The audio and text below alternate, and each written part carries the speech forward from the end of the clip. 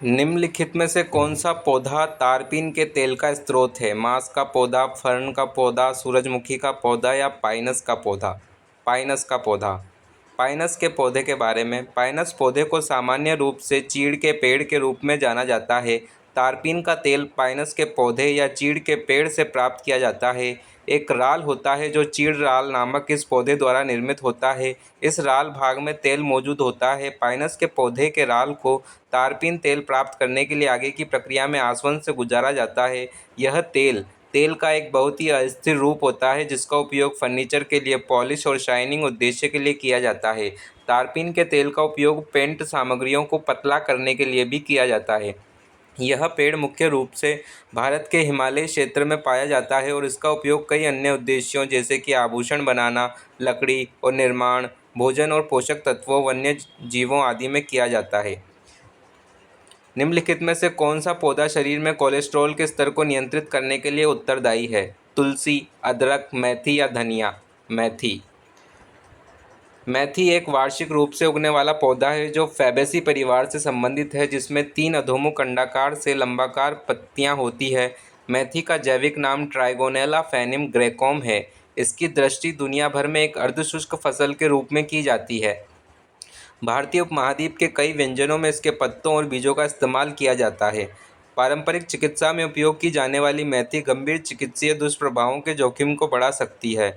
हालांकि कम मात्रा में इसका खाद्य के रूप में और आमतौर पर इसे अन्य उपयोगों के लिए सुरक्षित माना जाता है। भारत मेथी का एक प्रमुख उत्पादक है। इसका उत्पादन भारत के कई राज्यों में होता है। भारत के उत्पादन में 80% से अधिक योगदान राजस्थान में होने वाला मेथी का उत्पादन है। मेथी आकार में घनावाकार, पीले से अंबर रंग के बीज वाला होता है और अक्सर भारतीय उपमहाद्वीप के व्यंजनों में पाए जाते हैं। यह अचार, दाल, सब्जी व्यंजन और मसाला दिवस, मसाला मिक्स जैसे कि 5 फोरन और सांभर पाउडर तैयार करने में साबुत और पाउडर दोनों रूपों में उपयोग किया जाता है। इनके अंदर के कड़वेपन को कम करने और व्यंजनों का स्वाद बढ़ाने के लिए इन्हें अक्सर भूना जाता है। मेथी के बीजों की छवि। भारत में चीनी का प्रमुख स्रोत क्या है? सोलनम निगम, सैक्रम ऑफिसिनारियम, हेलियंथस ट्यूबरोसोस, उपयुक्त सभी? सैक्रम ऑफिसिनारियम। सैक्रम ऑफिसिनारियम के बारे में। गन्ना सैक्रम प्रजाति में घास की एक बड़ी और मजबूत और बढ़ती प्रजाति है। सैक्रम ऑफिसिनारियम गन्ने का जैविक नाम है और इसकी उत्पत्ति न्यू गिनी, मेलानेशिया में हुई है। इसके डंठल सुक्रोज, एक साधारण चीनी जो स्टाल इंटरनोड में जम जाती है, से भरपूर होते हैं। यह दक्षिण पूर्व एशिया में उत्पन्न हुआ और अब चीनी और अन्य शर्करा उत्पादों के उत्पादन के लिए दुनिया भर में उष्णकटिबंधीय और उष्णकटिबंधीय देशों में खेती की जाती है। सैक्रम ऑफिसिनारियम गन्ने की सबसे अधिक मात्रा में उत्पादित की जाने वाली एक प्रजाति है। यह अन्य गन्ना प्रजाति जैसे कि सैक्रम बारबेरी और सैक्रम सिनेंस के साथ परस्पर क्रिया कर सकता है। गन्ने का रस निकालना और इसे उबालकर जमाना 2000 साल से भी पहले भारत में किया गया था। उत्तर प्रदेश भारत में गन्ने की खेती का सबसे बड़ा क्षेत्र है। राज्य में गन्ने की खेती के लिए लगभग 50% का उपयोग किया जाता है। गन्ने के पौधे की छवियाँ। क्यूबा को पहले sugar bowl of the world के रूप में जाना जाता था। क्यूबा की राजधानी हवाना है। अब ब्राज़ील को sugar bowl of the world कहा जाता है। तुलसी के पौधे में निम्नलिखित में से किसकी उपस्थिति के कारण औषधीय गुण होते हैं? कार्बनिक अम्ल, कार्बनिक अम्ल, फेनॉल्स और फ्लेवोनाइड्स, या इनमें से कोई भी नहीं? फेनॉल्स और फ्लेवोनाइड्स। निम्नलिखित फेनॉल और फ्लेवोनाइड्स की उपस्थिति के कारण तुलसी के पौधे के औषधीय गुण होते हैं। तुलसी का वैज्ञानिक नाम आसीमम सैंक्टम है। यह परिवार लामियासी के अंतर्गत आता है। कैफीन, यूजेनाल और सिनोल जैसे यौगिकों की उपस्थिति के कारण तुलसी श्वसन प्रणाली के वायरल बैक्टीरिया और फंगल संक्रमण को ठीक करती है। यह ब्रोंकाइटिस और यक्ष्मा जैसे विभिन्न श्वसन विकारों को ठीक कर सकता है। तुलसी के सक्रिय तत्व एंटी इंफ्लेमेटरी गुण दिखाते हैं और कोशीय और त्रिदोषीय दोनों तरह की प्रतिरोधक क्षमता को बढ़ाने में भी भूमिका निभाते हैं। निम्नलिखित में से कौन सा पौधा त्वचा की लालिमा को कम करता है। Chamomile, jojoba, aloe vera, calendula. तो कैलेंडुला के विषय में, कैलेंडुला एस्टरसिया के डेजी परिवार में एक पुष्प का पौधा है। कैलेंडुला ऑफिसिनलिस कैलेंडुला का जैविक नाम है। कैलेंडुला के कुछ अन्य नाम जो हम सभी जानते हैं: रूडल्स, कॉमन मैरीगोल्ड, पॉट मैरीगोल्ड और स्कॉच मैरीगोल्ड। यह एक शॉर्ट लेव्ड एरोमेटिक हर्बेसियस बारहमासी फूल वाला पौधा है जो कि 80 सेंटीमीटर 31 इंच की ऊंचाई तक फैला होता है, जिसमें बहुत ही कम या ज़्यादा कठोर तने होते हैं। पत्तियां ऑब्लोंग लांसोलेट, 5 से 17 सेंटीमीटर 2 से 7 लंबी, दोनों तरफ बालों वाली और पूरे मार्जिन के साथ या कभी-कभी लहराती और कमज़ोर दांत वाली होती है। इसमें पीले नारंगी पुष्पों द्वारा भेद किया जाता है। इस पुष्प की सक्रिय सामग्री टाइटरपेन अल्कोहल, अल्फा बीट एमिरन्स, फेराडियोल, फ्लोवोनोइड्स, क्वेरसेटीन और आइसोरमनेटिन, triterpene, saponin, oleanolic acid, glycoside है। पाट मैरीगोल्ड फ्लोरेट्स खाना पकाने के रूप में खाद्य होते हैं। उन्हें अक्सर सलाद में रंग जोड़ने के लिए उपयोग किया जाता है। इसे गार्निश के रूप में और केसर के बजाय व्यंजन में जोड़ा जा सकता है। कैलेंडुला पुष्प का उपयोग ब्रुज, रैशेस, फोड़े, खराब, हीलिंग घाव और डर्मेटाइटिस को कम करने के लिए किया जाता है। यह फूड्स, कॉस्मेटिक्स और कपड़े के लिए डाई के रूप में भी इस्तेमाल किया जा सकता है। उनका उपयोग कैलेंडुला पुष्प का तेल बनाने के लिए भी किया जाता है, जो त्वचा को लालिमा से बचाता है। कैलेंडुला पुष्प के पौधे की छवि।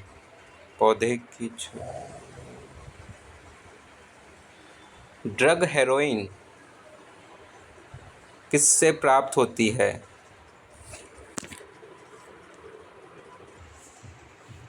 Cannabis sativa, erythroxylum coca, papaver somniferum, atropa belladonna. Papaver somniferum. Heroin या स्मैक एक मजबूत ओपियोइड मादक दवा है। रासायनिक नाम डाइसेटाइल मार्फिन या डायमार्फिन। रासायनिक सूत्र C21H23NO5। उत्पत्ति: यह पापावर सोम्निफरम खसखस के पौधे की कच्ची फूल की फली के सूखे शीर से प्राप्त की जाती है। भौतिक रासायनिक गुण: इसके रंग सफ़ेद या भूरा होता है। बनावट क्रिस्टलीय। गंध बिना गंध का होता है, स्वाद में कड़वा। औषधीय उपयोग: इसका उपयोग मायोकार्डियल रोधगलन, गंभीर आघात, शल्य चिकित्सा के बाद के दर्द और कैंसर जैसी लाइलाज बीमारियों के लिए अत्यधिक दर्द प्रबंधन में एक एनाल्जेसिक दर्दनाशक के रूप में किया जाता है।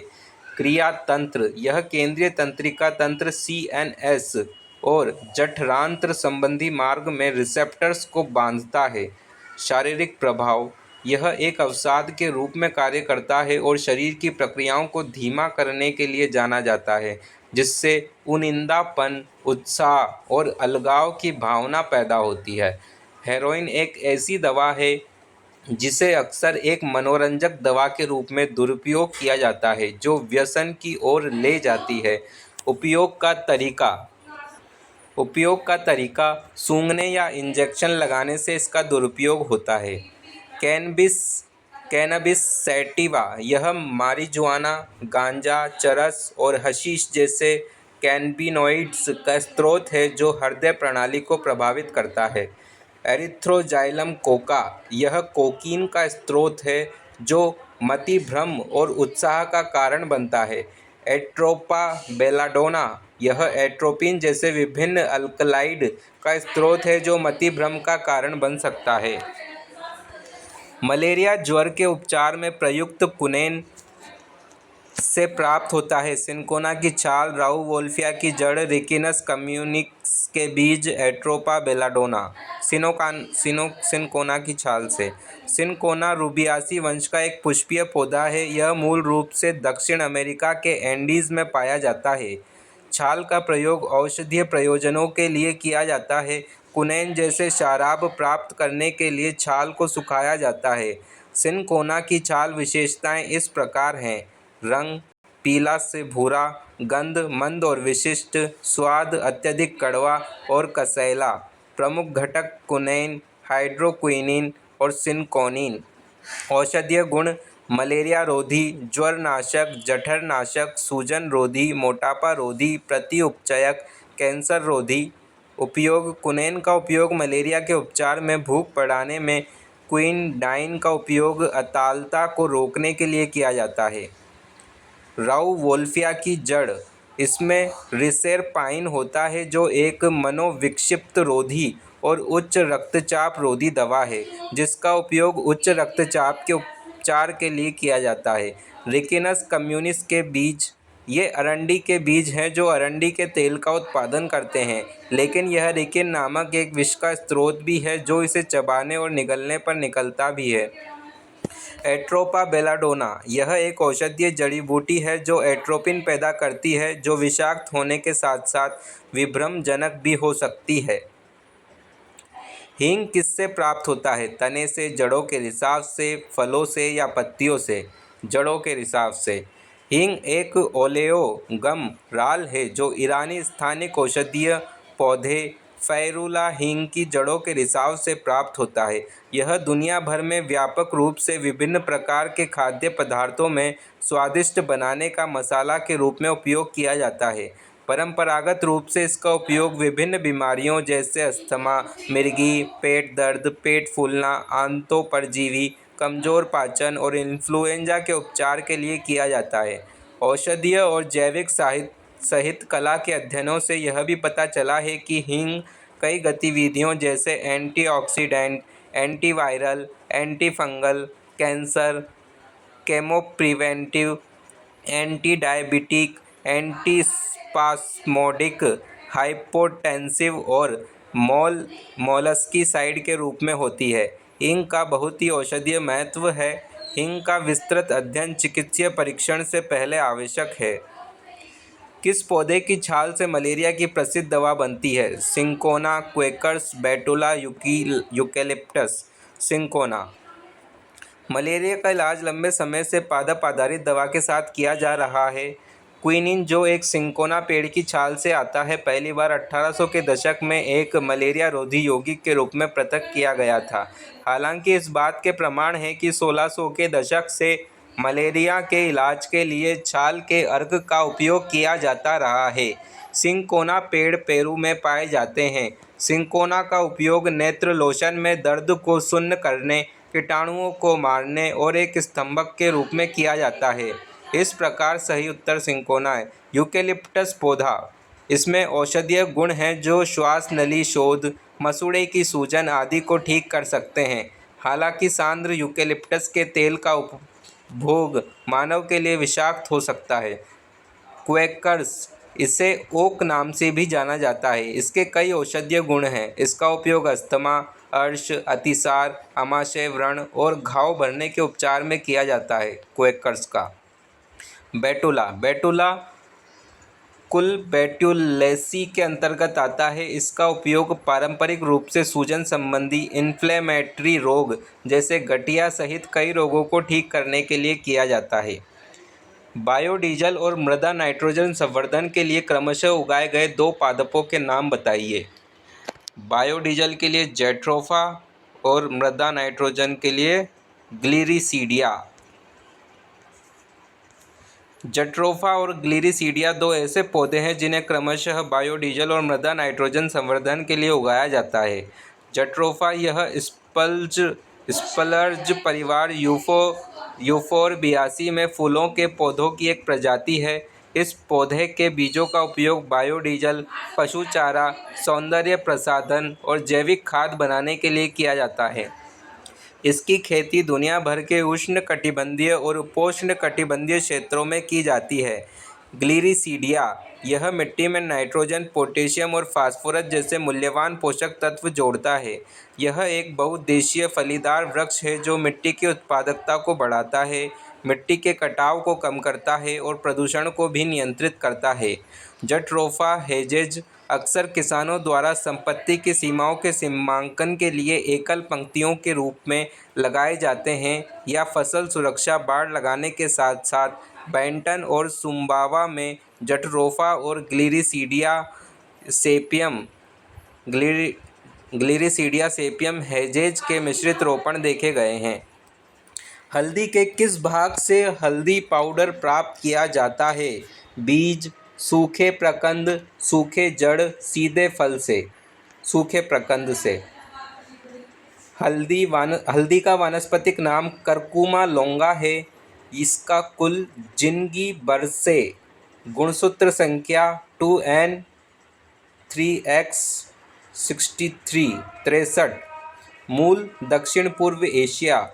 हल्दी को पौधे के तने वाले भाग से प्राप्त किया जाता है। हल्दी अदरक जैसे पौधे का राइजोम या भूमिगत तना होता है। यह पौधा भारतीय उपमहाद्वीप और दक्षिण पूर्व एशिया में पाया जाने वाला बारहमासी प्रकंद शाकाहारी पौधा होता है। हल्दी बारहमासी जड़ी बूटी का सूखा भूमिगत प्रकंद है। हल्दी में मौजूद करक्यूमिन 4 से 7% स्वर्ण पीला वर्णक है। भारत दुनिया में हल्दी का प्रमुख उत्पादक और निर्यातक है। आंध्र प्रदेश का क्षेत्रफल 38% और भारत में हल्दी की खेती का 58.5% है। भारतीय हल्दी को दुनिया में सबसे अच्छा माना जाता है, लेकिन कुल उपज का 90% भारत में खपत होता है। किस्में राजेंद्र, सोनिया, प्रभा, प्रतिभा, क्रांति, रश्मि। रिजमोम्स में औसत करक्यूमिन सामग्री 1.8 से 5.5% है। आवश्यक तेल सामग्री 2.5 से 7.2%। नीचे दिए गए 4 ऊर्जा फसलों के नाम हैं, उनमें से कौन सा इथेनॉल के लिए खेती की जा सकती है? जट्रोफा, मक्का, पोंगमिया, सूरजमुखी। मक्का। इथेनॉल उत्पादन। पौधों की प्रजातियां जिनमें स्टार्च की अच्छी मात्रा होती है, उनका उपयोग इथेनॉल के उत्पादन के लिए किया जा सकता है। कम स्टार्च सामग्री वाले पौधे इथेनॉल के उत्पादन के लिए किफ़ायती नहीं होते हैं। मक्का में स्टार्च की अच्छी मात्रा होती है, इस प्रकार यह इथेनॉल के उत्पादन के लिए अनुकूल है। मक्का को हाइड्रोलाइज्ड और एंजाइमेटिक रूप से उपचारित किया जाता है, जिसके परिणाम स्वरूप सिरप का उत्पादन होता है, मुख्य रूप से उच्च फ्रुक्टोज कॉर्न सिरप, जो एक स्वीटनर है और यह अनाज शराब का उत्पादन करने के लिए किण्वित और आसुत हो सकता है। जट्रोफा का उपयोग बायोडीजल के उत्पादन में किया जाता है, न कि इथेनॉल के निर्माण में। पोंगामिया के बीज में स्टार्च की कम मात्रा होती है, लगभग 7% या उससे कम। इस प्रकार वाणिज्यिक उत्पादन के लिए एक अच्छा विकल्प नहीं है। सूरजमुखी में बहुत कम चीनी सामग्री होती है, इस प्रकार इथेनॉल उत्पादन के लिए उपयोग नहीं की जाती है। भारत में इथेनॉल उत्पादन के लिए आमतौर पर इस्तेमाल की जाने वाली पौधों की प्रजातियां हैं मक्का, गन्ना, मकई के दाने आदि। चूँकि मक्का आसानी से उपलब्ध है और कम खर्चीली है, इसलिए यह इथेनॉल उत्पादन के लिए एक अच्छा विकल्प है। इथेनॉल उत्पादन में निम्न फसलों का उपयोग किया जाता है और इसलिए इन्हें इथेनॉल फसल कहा जाता है। शर्करा युक्त फसल। इनमें गन्ना, सड़े हुए फल और गुड़ शामिल है। स्टार्च युक्त फसल। इनमें शरबत, स्विच ग्रास, जौ, भांग, आलू, शकरकंद, कसावा इत्यादि फसलें शामिल है। सेल्यूलोसिक फसल। इनमें लकड़ी, पुआल, कपास आदि शामिल है। भारत में बायोडीजल के लिए निम्नलिखित में से किसकी खेती की जा सकती है? जट्रोफा की, मक्का की, सोयाबीन की, सूरजमुखी की। जट्रोफा की। बायोडीजल पारंपरिक या जीवाश्म डीजल के समान एक वैकल्पिक ईंधन है। बायोडीजल एक वनस्पतिक तेल या पशु वसा आधारित डीजल ईंधन है। इसका उपयोग पारंपरिक डीजल ईंधन के स्थान पर डीजल इंजन में किया जाता है। बायोडीजल का उत्पादन सीधे वनस्पति तेल, पशु तेल, वसा, चर्बी और अपशिष्ट खाना पकाने के तेल से किया जा सकता है। इन तेलों को बायोडीजल में बदलने की प्रक्रिया को ट्रांस एस्टरिफिकेशन कहा जाता है। जट्रोफा एक फूल वाला पौधा है। इसके तने का उपयोग टोकरी बनाने के लिए किया जाता है और जट्रोफा के तल को बायोडीजल में परिवर्तित किया जाता है। जहां बायोडीजल के उत्पादन के लिए मलेशिया पाम तेल का उपयोग करता है, अमेरिका सोयाबीन का उपयोग करता है और यूरोपीय राष्ट्र सूरजमुखी के बीज का उपयोग करता है। करते हैं। भारत सरकार ने बायोडीजल के उत्पादन के लिए जट्रोफा पौधे का उपयोग करना पसंद किया। मक्का में स्टार्च की अच्छी मात्रा होती है जो इस प्रकार इथेनॉल के उत्पादन के लिए अनुकूल है। मक्का को हाइड्रोलाइज्ड और एंजाइमेटिक रूप से उपचारित किया जाता है जिसके परिणाम स्वरूप सिरप का उत्पादन होता है, मुख्य रूप से उच्च फ्रक्टोज कॉर्न सिरप, जो एक स्वीटनर और अनाज अल्कोहल का उत्पादन करने के लिए इसे किण्वित और आसुत किया जा सकता है। जट्रोफा का उपयोग बायोडीजल के उत्पादन में किया जाता है, न कि इथेनॉल के लिए। पोंगामिया के बीजों में स्टार्च की कम सांद्रता होती है, लगभग 7% या उससे कम, इसलिए व्यावसायिक उत्पादन के लिए यह एक अच्छा विकल्प नहीं है। सूरजमुखी में भी शर्करा की मात्रा बहुत कम होती है, इसलिए इसका उपयोग इथेनॉल उत्पादन के लिए नहीं किया जाता है। तुलसी के पौधे का औषधीय महत्व निम्नलिखित में से किसकी उपस्थिति के कारण होता है? अजैविक अम्ल, जैविक अम्ल, फिनॉल एवं फ्लेवोनाइड्स, लिथियम बाइकार्बोनेट। फिनॉल एवं फ्लेवोनाइड्स। तुलसी का पौधा ऑसीमम टेनुइफ्लोरम, जिसे ऑसीमम सैंक्टम तुलसी या परिवार लेमियासी से पवित्र तुलसी के रूप में भी जाना जाता है, को इसके कथित औषधीय गुणों के कारण पौधों की रानी और प्रकृति की औषधीय जनक के रूप में वर्णित किया गया है। तुलसी अपने असंख्य औषधीय गुणों, जीवाणुरोधी, कवकरोधी, ज्वारनाशक, प्रतिउपचारक, एंटीसेप्टिक और कैंसर विरोधी के लिए जानी जाती है। तुलसी के पौधे में फिनॉल और फ्लेवोनॉइड्स की उपस्थिति के कारण औषधीय महत्व है। इस प्रकार यह एक प्राकृतिक प्रतिरक्षा उत्प्रेरक के रूप में कार्य करता है और संक्रमण को दूर रखता है। इसमें शक्तिशाली अपचायक होते हैं जो आपके रक्तचाप के स्तर और कोलेस्ट्रॉल के स्तर को नियंत्रण में रखने में मदद कर सकते हैं, जिससे यह सबसे अच्छा हृदय के लिए स्वस्थ भोजन बन जाता है। तुलसी के पत्ते विटामिन ए, सी और के और कैल्शियम, मैग्नीशियम, फास्फोरस, लोहा और पोटेशियम जैसे खनिजों से भरपूर होते हैं। इसमें प्रोटीन और फाइबर भी अच्छी मात्रा में होता है।